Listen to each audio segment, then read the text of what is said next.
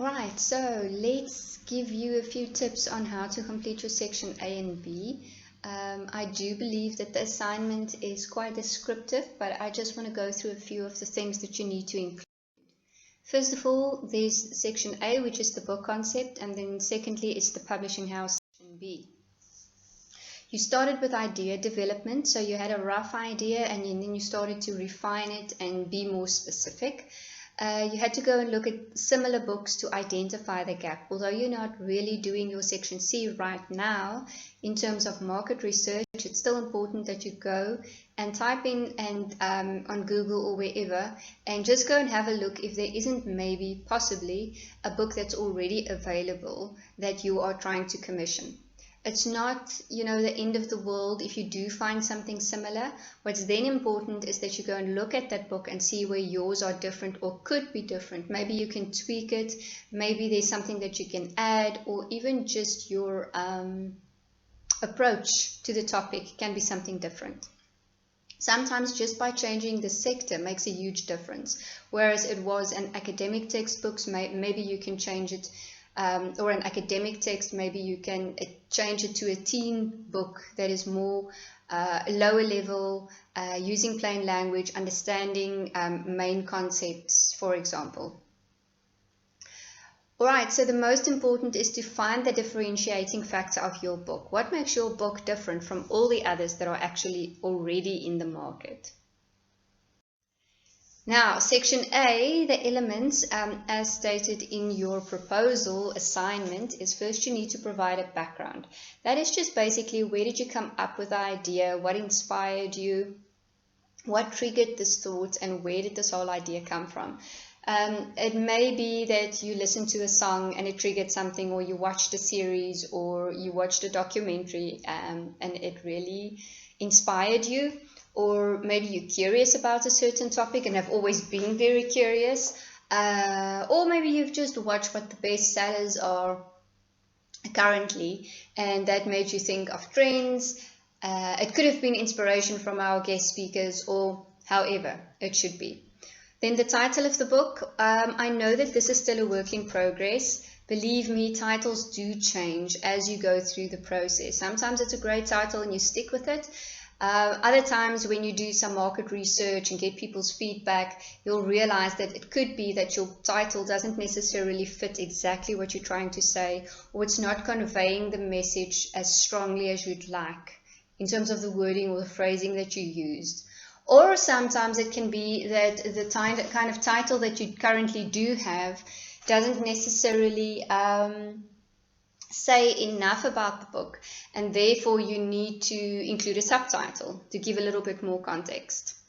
The content, we'll get to that now, and then the extent and features I will also explain in more detail. So the sector, first thing, when it gets to the content that you need to describe, you have to think about in which sector will my book fit the best. Now sometimes this can also change. Just remember that if you do change the sector, so for example, all of a sudden now you're going to be publishing an academic textbook where it used to be a fiction book, you would have to ensure that your publishing house then also changes. Right, if that makes sense. Alright, so even if you choose the sector, you still need to decide whether it's going to be academic, educational, or trade books. And within each of these sectors, there are specific things that you need to look at. You need to look at the level. Is it undergraduate or postgraduate? Because there is a difference in the way that these books are written. Is it the subject field? Is it philosophy, archaeology, or business sciences? Are you going to use one or more authors? It's quite common that in academic textbooks and educational textbooks, they usually use a pool of authors or more than one author. It's not to say that there are no books written by one author, but sometimes it depends on the subject field as well, that they use more than one author. You'll see from academic textbooks that a lot of these textbooks are divided into chapters, and then there are different authors for different chapters. Also, if you think about academic textbooks, does it have a local perspective? Or, for example, Van Schaick publishers are quite known for publishing books from within a South African context or perspective. That's something that really distinguishes them from other book publishers.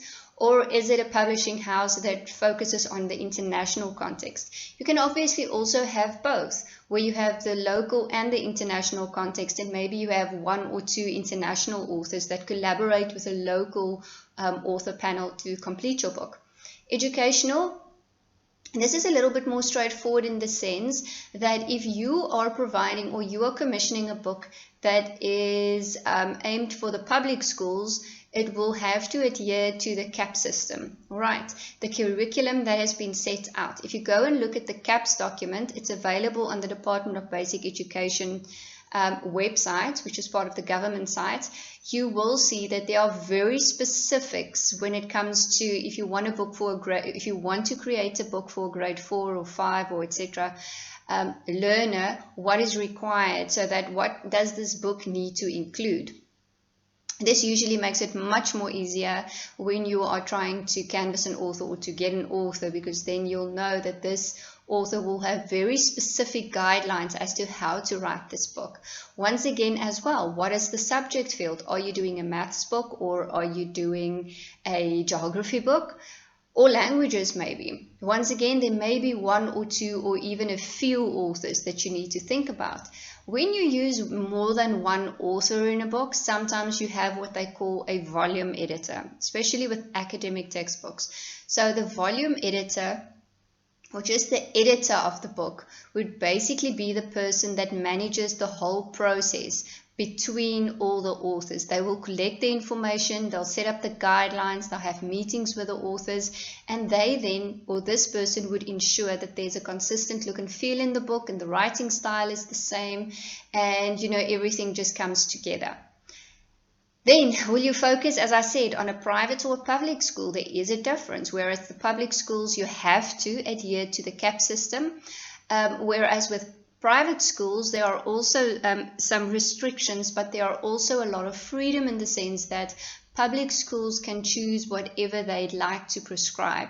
So they can still use books that are form part of the Department of Education's catalogue, but they are also free to prescribe other textbooks. So it could be that you are producing a book that doesn't necessarily fall within the CAP system, but it's something that you did your research on and you discovered that private schools would really be interested in using your book. In trade, obviously, age, as I always say, is a very important factor, especially when it comes to children and teen and young adult books.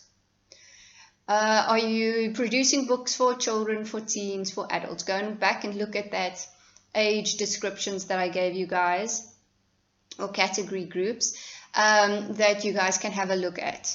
Then the genre and the subgenre. Don't just tell me you're doing a novel. That is not enough. Tell me that you're doing, an adult fiction novel that's going to be a romance, or a crime, or a thriller, or a sci-fi. Even if there are subcategories, go and Google and research on the subcategories of genres and go and see exactly what the theme or the content of your book would fit best. Then with trade as well, remember there are different role players. So if you, for example, are doing a non-fiction book, there may be some historical research that needs to be done. There may be some, like if you're doing a memoir or a biography, some interviews that you need to go and do. Is there someone that's actually going to go and do that work? Or do you already have a full and complete manuscript that you can just start working on that a journalist compiled? Also, authors, there may be more than one, but specifically with children's book, the usual combination is between an author and an illustrator. That's very important. The relationship between the author and the illustrator is of utmost importance. You also choose the illustrator based on the kind of book that you want to produce. Right. With that, I can also just mention that if you want to go for a famous children's book author or a famous book illustrator, go and research and see who does similar type of things that you're envisioning for your books. There should be a certain look and feel. Also, remember, certain illustrations relate to certain age groups, so make sure that you do your research and see what would work best. Photographers, there are photographers that specialize in specific fields. You, for example, would have a food photographer. They specialize in just food styling and food photography. So if you're doing a cookbook, you have to go and research who's going to do these photos, depending on the look and feel and the style of the book. Photographs, if you, for example, you're doing a coffee table book, who is a well-known photographer that would add value to your publication? Now, with that, I can also say it's not that you are not allowed to use debut authors, debut illustrators, or debut photographers, but I would like you to motivate then your decision.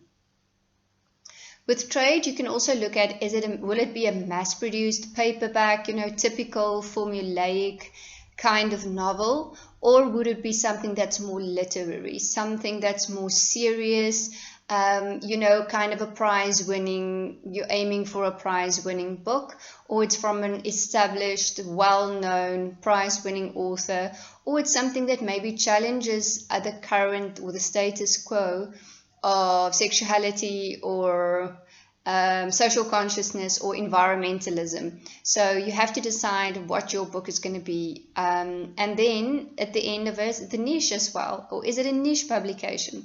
Something like Mujaji Books that really focuses on feminist writing and poetry? Or is it something that you would publish with Brisa Publishers, who specializes in natural sciences?